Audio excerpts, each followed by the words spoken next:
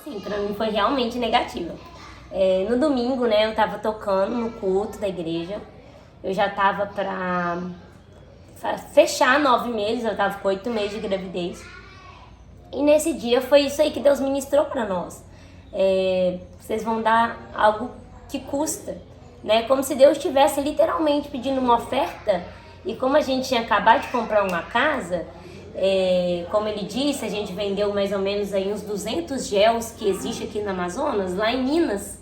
E aí arrecadamos uma parte do dinheiro, demos entrada, compramos essa casa e a gente pensou, deve ser isso. E naquele dia, né, eu lembro que foi uma chamada, não só a minha, ele, mas uma realidade no sentido da igreja, no sentido do corpo, no sentido de cada um de nós mesmo. E eu lembro que eu cantei uma música que pra mim é muito forte até hoje. Ela é: não te darei algo que não me custe, não te darei algo sem valor, não te darei algo que não me custe, não te darei algo sem valor. Aí vai: sacrifício vivo, santo e agradável, sacrifício vivo sou. Esse é o refrão dessa música. E foi uma música que eu saí daquele culto, né? O culto terminou mais ou menos 11h30, um calor muito forte, porque, nossa, é quente pra dedéu. E quando terminamos, logo em seguida eu passei mal, fui pro hospital. Quando eu cheguei no hospital, foi toda essa realidade que eu tinha perdido meu filho. E não foi uma coisa muito simples pra mim. Primeiro, era a primeira gravidez, né? Eu não tinha uma possibilidade de engravidar por outras realidades no passado, que eu já tinha recebido laudos de ginecologista que eu não podia engravidar. E então era uma expectativa muito grande essa gravidez para mim. E quando aconteceu, seu filho tá morto, a minha primeira condição como mãe, né, que a gente, mãe quer ser heroína, mãe quer ser tudo. Eu falei, não, eu vou orar pro meu filho ressuscitar. Deus é Deus que ressuscita mortos e eu vou orar. Então todo mundo que vinha até a mim, de alguma forma, tipo, tentar trazer uma palavra, eu perguntava: você orou pro meu filho ressuscitar? Então, assim, é uma realidade que eu entendi o que Deus liberou naquele culto, mas eu como ser humano, como mãe naquela hora, eu não estava como que aceitando aquela realidade e ao mesmo tempo também pensando, se eu clamar e se eu falar, será que Deus não vai intervir nisso? Então tinha essa realidade em mim, essa frustração. E dentro desse tempo, tipo assim, eu fui cortada, tudo isso, não teve como ser um trabalho de parto natural.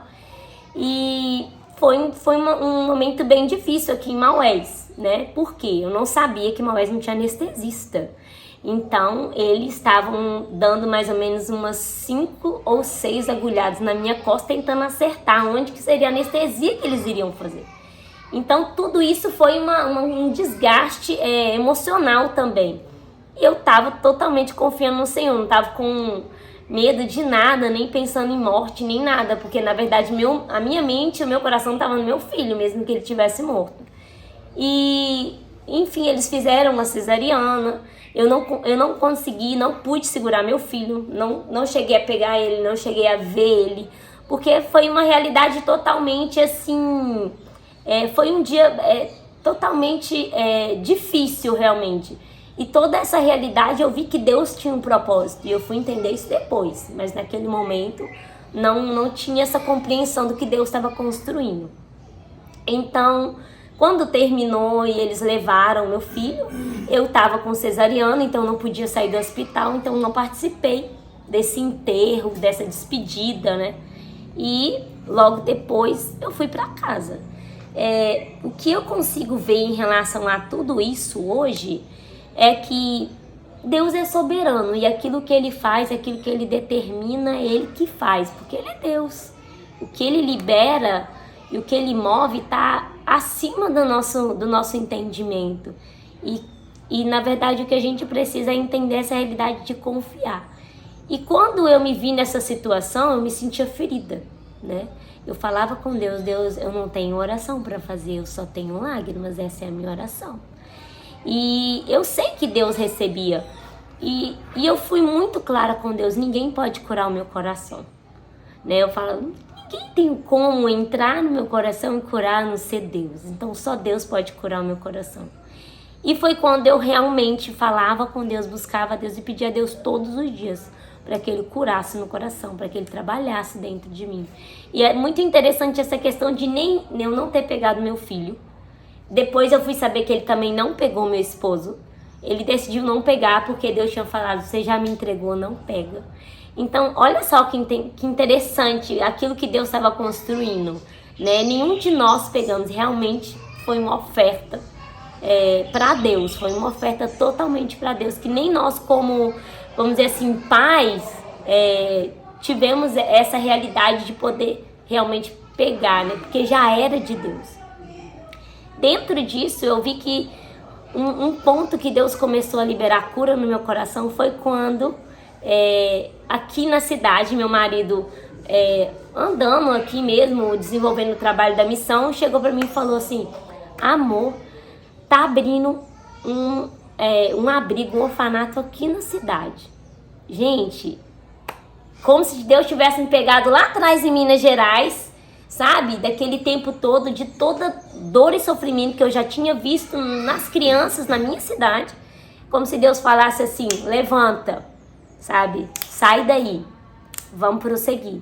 E essa realidade, quando ele falou, vamos pro abrigo, eu falei, agora, vamos lá, eu quero ver. Quero ir lá, quero conhecer, quero ver como que é. E a gente chegou lá, tinha em torno de 15 crianças, né, aqui em Maués, que estavam em situação de risco, de violência, de toda essa realidade que é uma realidade de criança de abrigamento. E era um abrigo que estava inaugurando, ninguém sabia trabalhar. As pessoas, por mais que fossem contratadas, nunca tinham feito isso, nunca tinham lidado com isso, que Maués nunca tinha tido um abrigo. Então foi uma experiência para mim de cura. Foi ali que Deus começou a trabalhar no meu coração. Porque era literalmente eu, uma mãe, sem um filho, e crianças sem mãe, sem pai, sem família, sem ninguém também, né? Tipo assim, com feridas. E foi um momento, assim, na minha vida muito precioso e que realmente ali, sabe, Deus começou a liberar cura no meu coração. Quando eu pude ministrar algo na vida daquelas crianças que também, né, tinham uma perca, uma dor, uma realidade. E foi exatamente nesse momento que Deus começou a cura na minha vida. E foi muito instantâneo. Então, logo depois eu engravidei e tive a Esther. E realmente a realidade da Esther foi uma construção muito clara de Deus, de que Ele estava fazendo algo novo. Quando, em relação ao nome, na verdade foi que eu sonhei com Esther Luanda. Ele já tinha falado de Esther. E numa noite eu sonhei Deus falando, ela vai chamar Esther Luanda. Eu não sabia ainda que Luanda era um país, né, da África. E aí eu procurando, pensando, o que será que significa Luanda? Eu não fazia ideia. E aí apareceu essa possibilidade que era um país que existe na África. E tudo aquilo que o Manuel já compartilhou em relação à médica, né, que também já trabalhou em Luanda. E dali Deus começou uma construção nova. Essa foi a minha realidade de uma experiência negativa, mas que mesmo no meio do deserto, Deus começou a estabelecer uma cura, né? Lá na frente eu vi Deus começando a estabelecer uma cura. E para mim essa cura foi um processo, não foi uma coisa instantânea como aconteceu para o Manuel. Foi um processo e Deus é assim. Deus ele vai trabalhar com um de uma maneira e vai trabalhar com outro de outra, porque cada pessoa tem a sua essência, né? Cada um de nós temos as suas características específicas. E uma coisa que pra mim foi uma experiência muito positiva, que pra mim eu carrego no meu coração até hoje, foi que quando a Esther tinha 1 ano, a gente teve a oportunidade de morar na área indígena.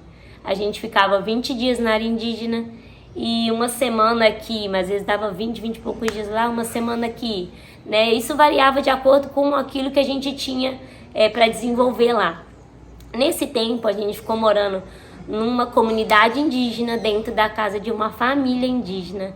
E foi a experiência mais profunda para mim que eu tive aqui no Amazonas, que não só me marcou, mas como me mostrou como realmente Deus queria compartilhar o evangelho na vida daquela família, daquela comunidade, daquelas pessoas.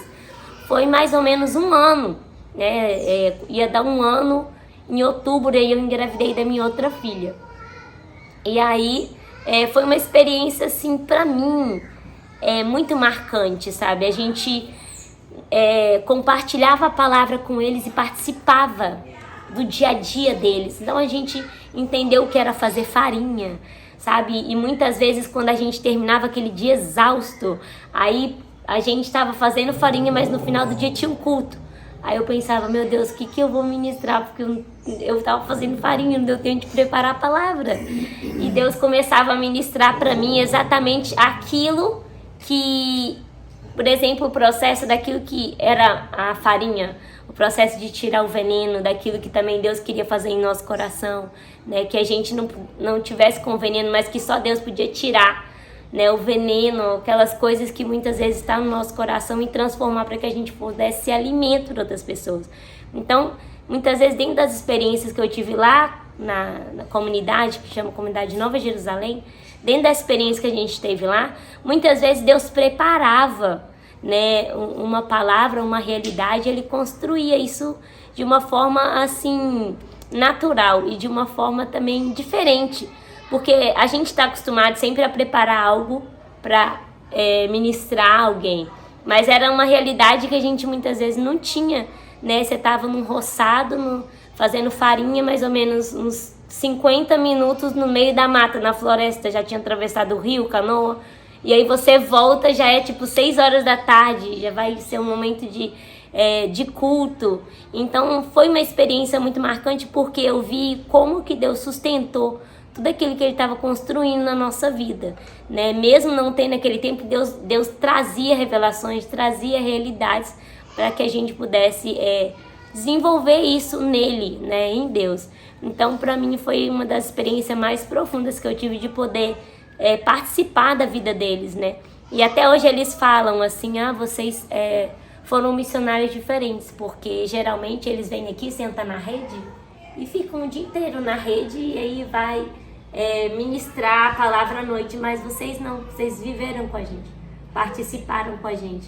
E foi interessante que foi essa palavra que Deus ministrou para nós. Ele falou assim, vocês não vão entrar lá só para pregar o evangelho, vocês vão entrar lá para servir. E foi muito profundo isso, porque era como se o fato da gente participar do dia a dia trouxesse uma abertura ao coração deles para poder também receber a palavra, entender que a gente era um só, que o evangelho era um só, que a realidade de viver no Senhor era para viver em Cristo como um só, independente de ser indígena ou de ser, né, mineiro ou paulista, mas era para viver realmente o reino de Deus em nós, né? Então é isso, que foi uma experiência profunda para mim. Se você sabe que já tem a palavra, tem um chamado, tem uma palavra, não espera mais. Até porque já veio N pessoas aqui e falaram, olha, eu tenho uma palavra, eu tenho um chamado, mas eu vou resolver outras coisas. Deixa as coisas para depois, deixa as coisas para o lado e segue, porque as experiências que a gente viveu aqui, o que a gente já passou até aqui, por esse tempo todo que a gente está aqui, eu acredito que se eu não tivesse dado o meu sim e não me posicionado para esse sim, eu não teria vivido metade do que eu vivi. E a gente tem o nosso livre-arbítrio, onde Deus deixa você aberto para fazer o que você quer. Mas se você está posicionado onde Ele quer, do jeito, da forma que Ele quer, aí você produz fruto para Ele.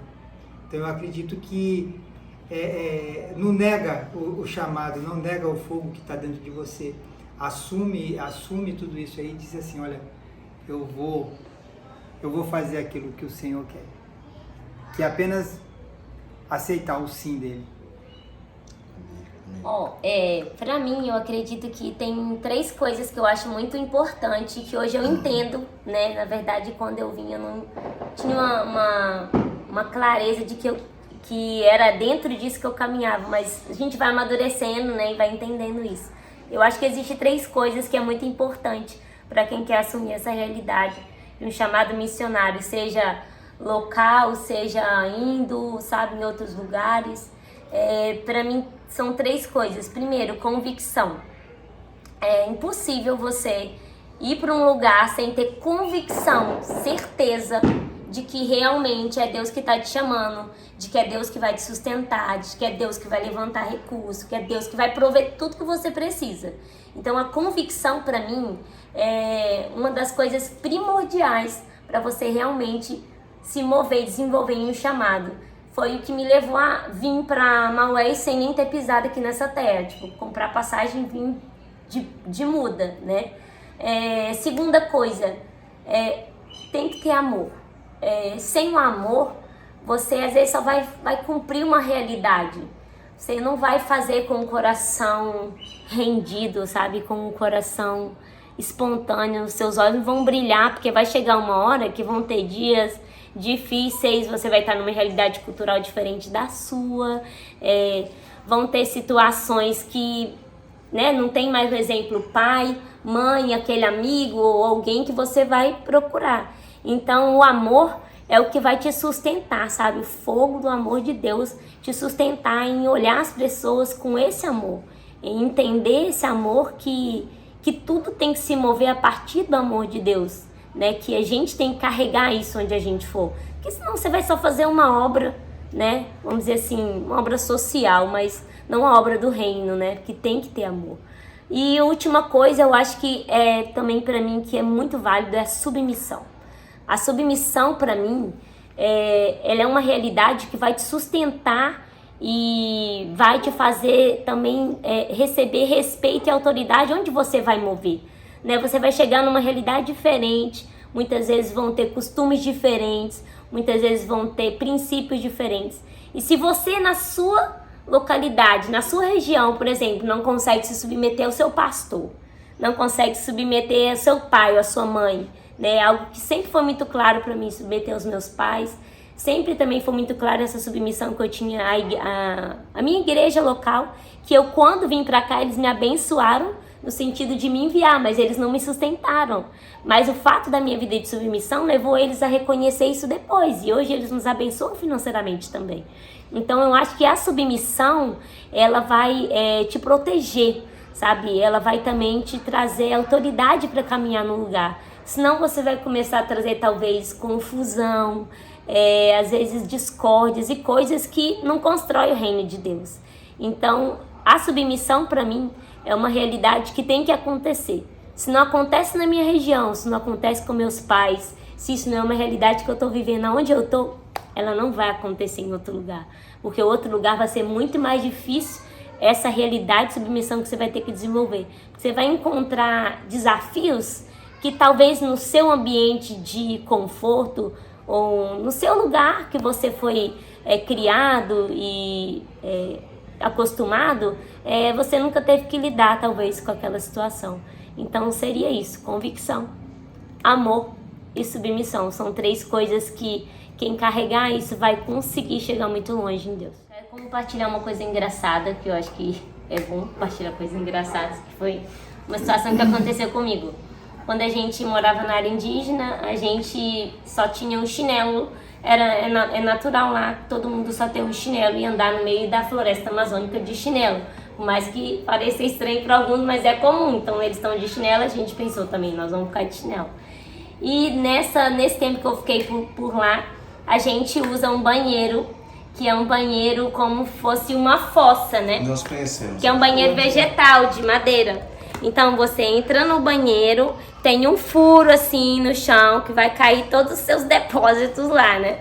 E aí eu aqui entrei lá e eu não sei o que eu arrumei, né? Fiquei assim. Quando me levantei não, você fica assim. Então quando eu fui me levantar e que eu fui passar assim, o meu chinelo caiu dentro da bosta, gente.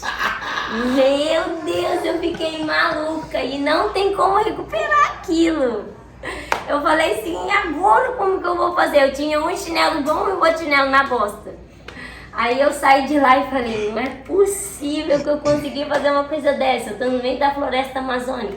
Não adianta eu ter 10 reais, 20 reais, ninguém vende chinelo aqui. E agora? E eu fiquei 2 dias sem chinelo, meu pé tava muito machucado. Tipo, dando espinho, aí você não tem como usar só um chinelo. Você fica mancando, né? Parecendo cadeirudo assim, mancando.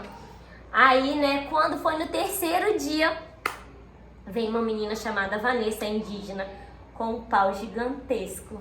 E pega assim e olha pra mim e fala em sateré: olha aqui o seu chinelo, meu chinelo cheio de ova, de bosta, gente. Eu consegui resgatar o seu chinelo. E eu olhei pro chinelo e falei assim: meu Deus, que nojo. Eu não sabia se eu pegava o chinelo, eu não sabia se eu ficava descalço ou se eu recuperava e usava aquele negócio. E eu comecei a ficar desesperada. E ela toda feliz, porque ela conseguiu tirar meu chinelo. Ela pescou seu chinelo, literalmente. Aí eu falei: meu Deus, eu esquentei uma água quente, porque eu falei: não, eu vou usar esse chinelo. Eu esquentei uma água quente, pus um pouquinho de água sanitária e derramei no chinelo, que, gente, tava insuportável, daquele jeito. E tive que enfiar o pé naquele chinelo limpo, mas com aquela cena de um chinelo na bosta. Literalmente. Então, olha, essas coisas Deus às vezes faz com a gente pra quebrar a gente. Então, se prepare que vai ser interessante isso acontecer com você também. Fala um pouco dessa missão aí, cara. E aí, se Tudo preparando, viajar umas horinhas de barco aí.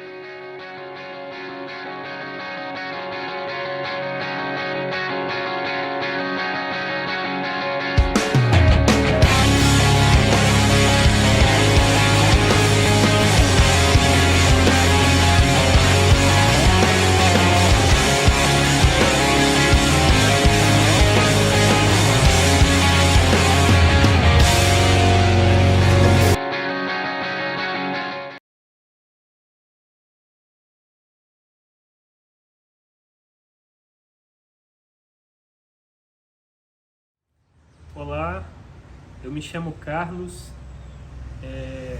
sou vice-presidente da Missão Nativos e eu estou aqui desde 2011 e nós chegamos aqui para poder se juntar à equipe missionária que já vivia aqui nesse lugar. Meu nome é Natália, né, e eu sou esposa do Carlos. Nós temos 2 filhos que moram com a gente e tem uma filha que mora em Manaus. Ela está sempre vindo aqui também. A minha mãe também mora com a gente, já tem praticamente 2 anos. E a gente vive em missões, desde 2008 praticamente a gente vive em missões e a gente veio para cá em 2011. Né? A gente entendeu que Deus estava chamando a gente para um novo tempo, principalmente para um tempo de cuidado com a nossa família. E Deus trouxe a gente para Maués e tem sido um tempo muito bom para nós.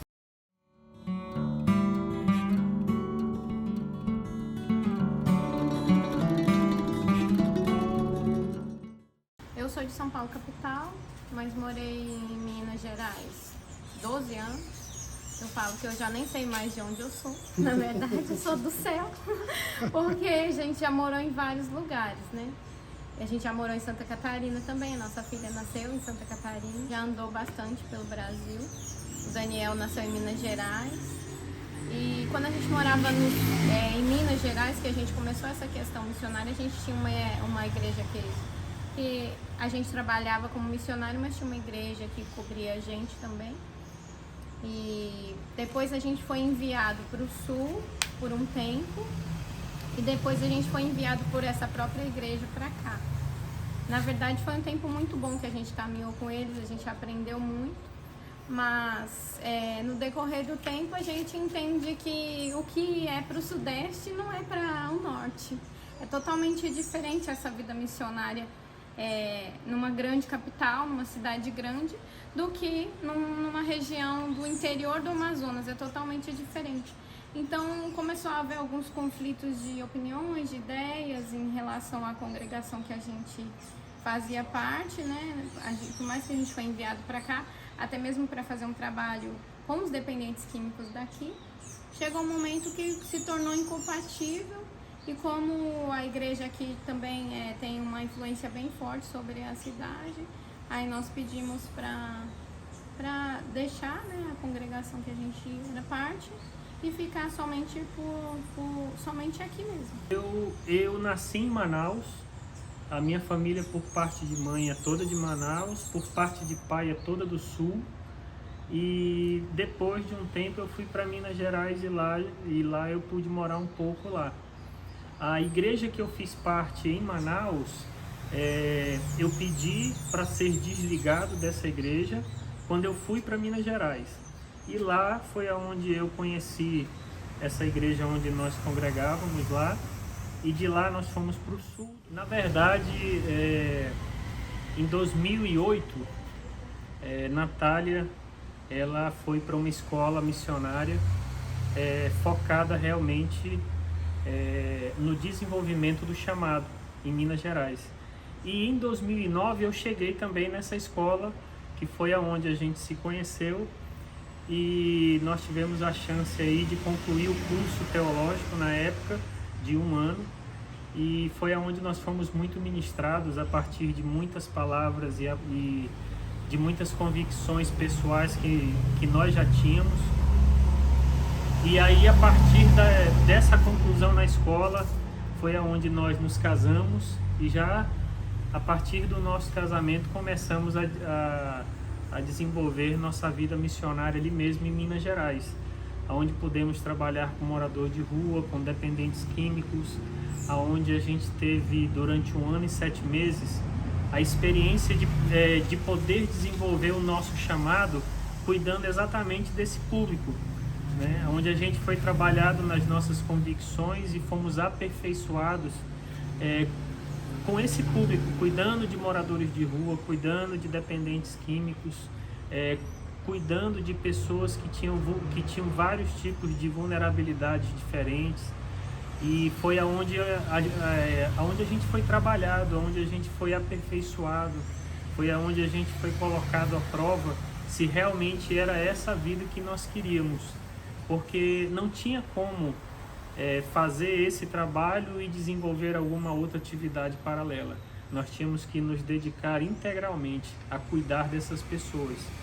E sem recursos financeiros, sem muita estrutura, a partir de alguns amigos em ministérios e pessoas que também faziam parte desse trabalho, a gente pôde realmente ser impulsionado dentro dessa vida missionária.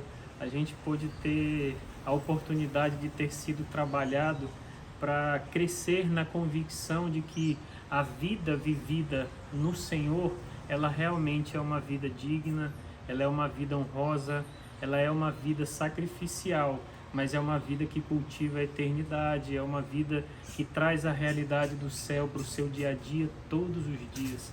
Então, isso aí é um pouco do que a gente carrega da nossa convicção e da nossa chama missionária, daquilo que queima no nosso coração, daquilo que nos move a cada dia e daquilo que nos faz viver como se fosse o último momento e a última oportunidade de servir ao próximo e de servir alguém que chega mesmo até dentro de uma situação que é inesperada ou até uma surpresa.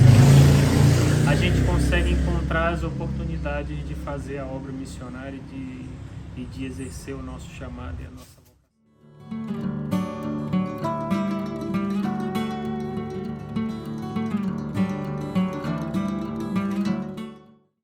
Então hoje, quando a gente fala que a nossa igreja, que o nosso lugar é Maués, é porque aqui nós fomos treinados, aqui nós fomos ordenados, aqui nós desenvolvemos o nosso trabalho e a gente pode ir para qualquer lugar do mundo, para qualquer lugar do planeta, mas a nossa casa é Maués.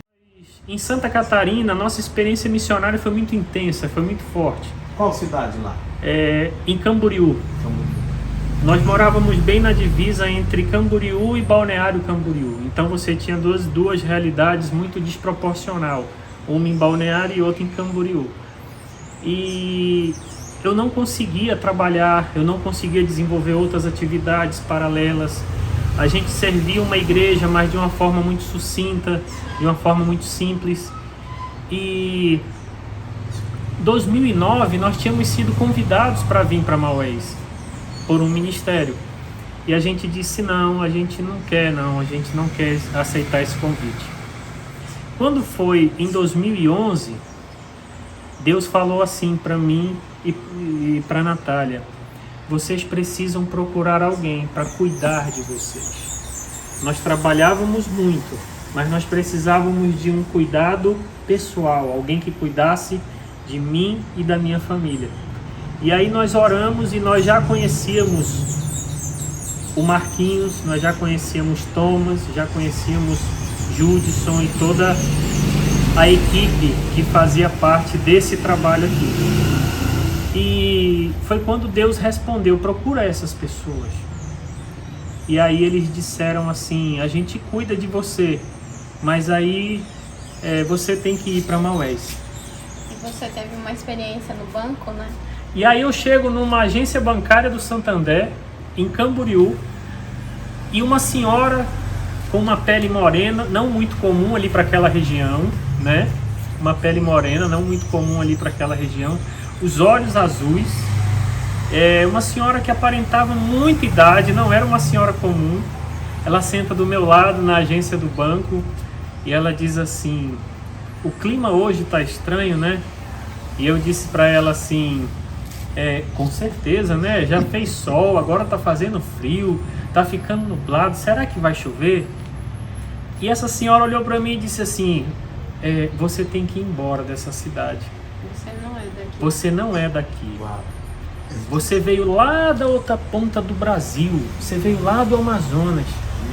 E Deus quer que você volte, mas não é pro lá da cidade da onde você saiu. É bem pertinho lá da cidade da onde você saiu. E você deve saber qual é esse lugar. E ela me cumprimentou, deu a mão para mim, apertou com força, levantou e saiu muito rápido. E eu nunca mais vi aquela senhora. E foi quando a gente entendeu que era Deus falando conosco que o lugar era Maués. Era uma confirmação que o lugar era Maués. Porque nós já tínhamos falado com os líderes, já tínhamos conversado com Marquinhos, que já era pastor aqui, né? E então Marquinhos conversou com Thomas. Thomas também já conhecia a gente, Thomas Padley. E eles concordaram e entenderam que era Deus. E a proposta de nós virmos para Maués era para cuidar de mim e da minha família.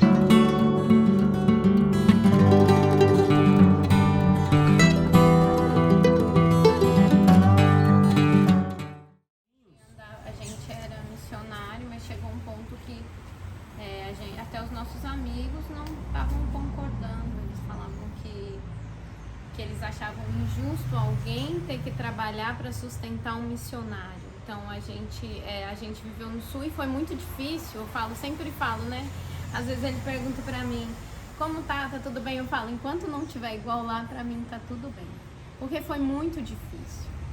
Mas Deus deu uma bagagem pra nós naquele lugar que hoje ela é extremamente necessária para o que a gente vive aqui. Mas a gente precisava realmente de alguém que estivesse nos cuidando da gente como família, como pessoa, dando um suporte, confirmando as palavras de Deus, e lá era muito difícil. Então Deus deu essa palavra para nós, que já tinha, na verdade, desde 2009 falado isso para nós. E aí foi havendo várias confirmações nesse sentido, aí foi o tempo que a gente decidiu vir para cá. E quando a gente decidiu vir, a gente deixou a casa mobiliada, a gente morava de aluguel, mas a gente deixou todos os nossos móveis, deixou tudo que a gente tinha e seguiu a palavra de Deus.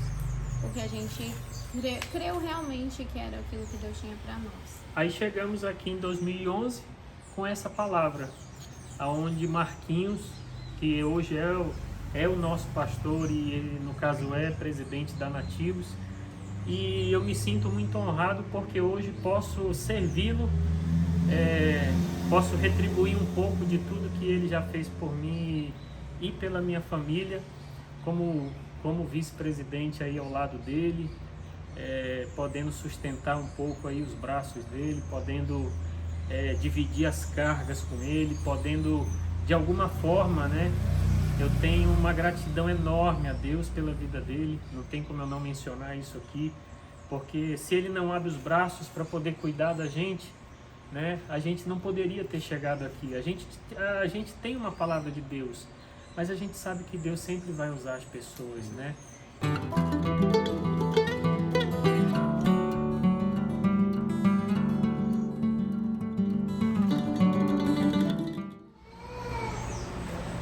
uma que eu posso falar uma situação aqui que talvez na mesma situação a gente vai ter a negativa e a positiva. Nós morávamos em uma outra casa.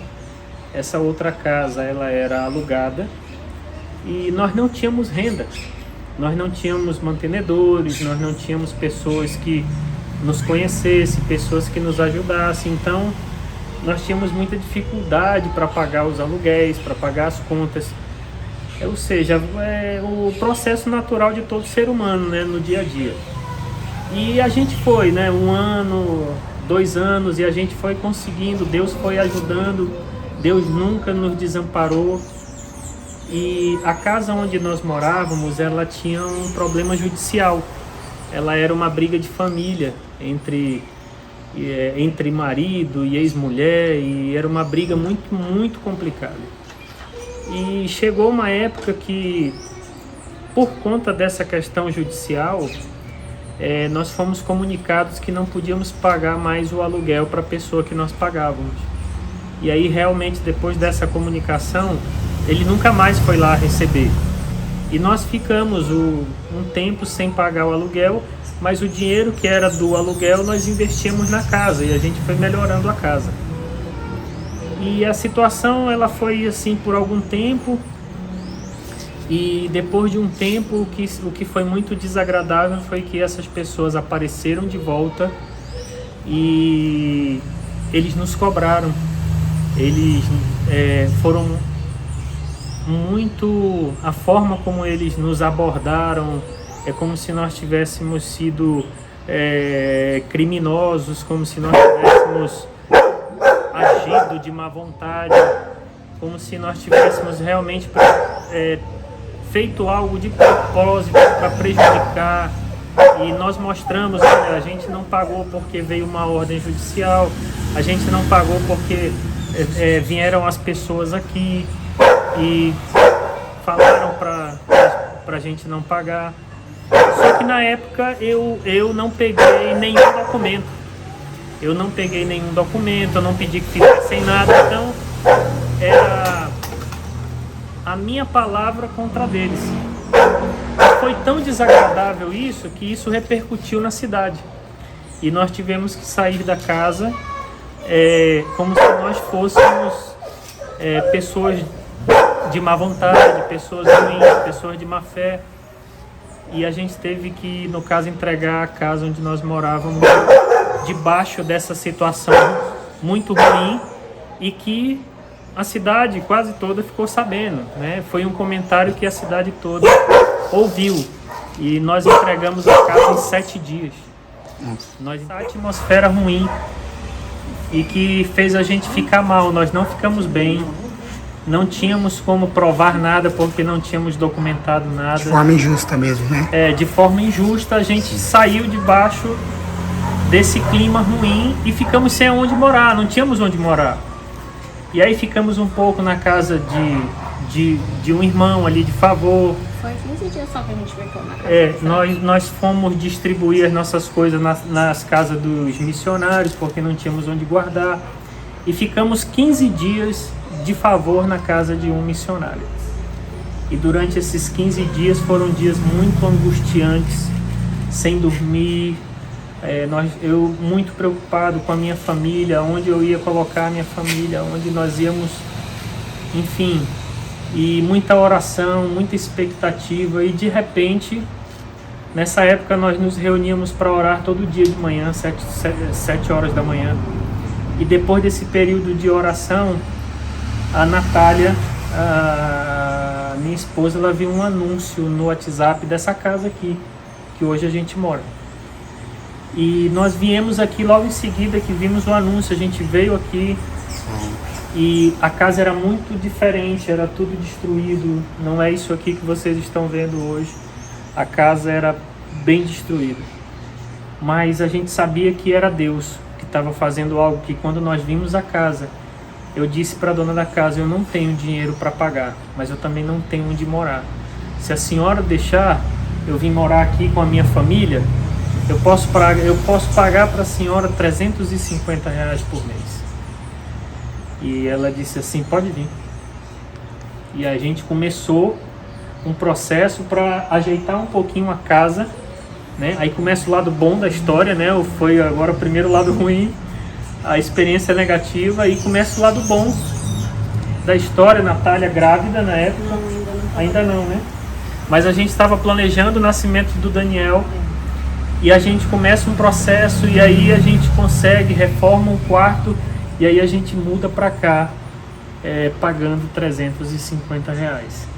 É uma casa muito boa, é uma casa grande, enorme, são 600 metros quadrados aí de casa, né? Muito espaço, muito amplo, e na época a gente sabia que era Deus. Logo em seguida a Natália fica grávida, e a gente chama, Agora sim, né, Natália? aí a gente chama a dona da casa e diz assim: a senhora vende essa casa? A gente quer comprar. Ela disse: só um minutinho que eu vou falar com a minha mãe. E aí elas foram, conversaram, e no mesmo dia trouxeram uma proposta de compra dessa casa. E por um valor muito pequeno, muito pequeno. Nós não tínhamos R$1, mas eu disse: vou comprar. Nós vamos para Minas Gerais, ela vai ganhar o bebê em Minas. Quando nós voltarmos de lá, eu já venho com dinheiro para poder pagar a sua casa. E ela disse: tá bom, combinado. Apertamos as mãos, Minas Gerais, ganhar um bebê, nascimento do Daniel. E a gente esperando e orando, e alguns amigos se envolveram com a gente nisso. Começaram uma divulgação, e nós, com a passagem comprada para cá, nós tínhamos R$1/3 do valor só. E faltavam R$25 mil. E aí na véspera da gente viajar, foi na véspera? Um dia antes? Não, um dia antes, foi uns dias. Foi alguns dias antes da gente viajar, uma pessoa chegou para nós e entregou R$25 mil. Ninguém nunca tinha visto aquilo. Ninguém nunca tínhamos visto aquilo. Nunca. Em dinheiro assim, tá aqui, ó, para você comprar sua casa. Nunca tínhamos visto isso, uma coisa.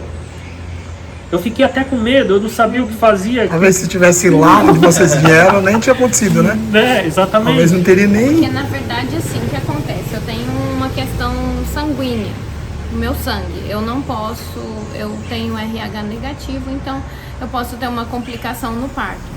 Aqui em Maués não tem assistência médica suficiente para se um bebê nascer com algum problema. Então, há casos que o bebê nasce que precisa de uma transfusão sanguínea, precisa de ir para UTI. Aqui não teria como acontecer isso. Então, por isso a gente optou para ir ganhar a neném em Minas Gerais, por causa dessa situação. E aí Deus usou essa pessoa. E a pessoa que veio entregar o dinheiro para nós não foi a pessoa que ofertou. Na verdade, foi outra pessoa.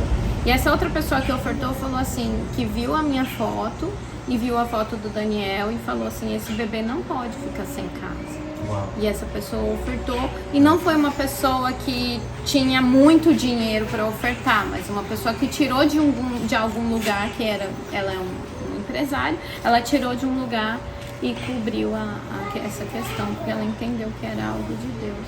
E aí nós chegamos em Maués com o Daniel com 40 dias, chegamos em Maués com o dinheiro para comprar a casa, e chegamos em Maués com um capítulo novo da história, né? E aí nós fechamos o negócio, compramos a casa, e a partir daí, até ela chegar ao que ela é hoje, né? É Deus que continuou, é Deus que fez, nós não temos outra explicação. Hoje toda a estrutura que a minha família tem, ela é proporcionada por Deus. Eu não tenho o que reclamar, não posso dizer para você que eu sou insatisfeito, não, muito pelo contrário. Então por isso, a mesma situação que começou negativa, ela se concluiu positiva. Então assim, é difícil absorver o processo. Se você vive só absorvendo o processo, talvez a gente não tivesse transicionado daquela hora injusta para a hora de poder corresponder ao que Deus queria. os 15 dias foram muito angustiantes. A forma como a gente teve que sair daquela casa fez a gente se sentir as piores pessoas. E a gente absorveu o processo. Mas depois que a gente absorve, se você não corresponde, você não consegue transicionar o processo. Então a gente precisa entender que é importante absorver, mas corresponder ao processo é o que torna ele realmente, o que torna ele valer a pena, o que faz ele valer a pena é você corresponder ao processo. Então a mesma situação que ela começou de forma injusta, ela terminou, né, glorificando a Deus, e fez com que hoje a gente pudesse desfrutar daquilo que Deus deu para a nossa família da melhor forma possível. A gente tem uma palavra de Deus, mas a gente sabe que Deus sempre vai usar as pessoas, né? E o Marquinhos, a Paula, foi as pessoas que abriram os braços para a gente e acolheram a gente aqui quando isso aqui era quase nada. Não tinha essa estrutura que tem hoje. 2011, quando a gente chega aqui, a estrutura era muito pequena ainda, as coisas caminhavam numa escala muito menor. E graças a Deus, hoje a gente pode desfrutar dos frutos que Deus já tem dado ao longo desses anos de trabalho, de desafios, de comunhão. Muita coisa hoje acontece já fruto, né, desses longos anos de trabalho. E não tinha como eu não mencionar aqui o quanto a gente também é honrado e a gente é agradecido porque Marquinhos e Paula acolheram e hoje cuidaram e aí assim até hoje cuidam da gente, e a gente hoje, a forma como a gente pode retribuir é poder ajudar ele a dar continuidade a tudo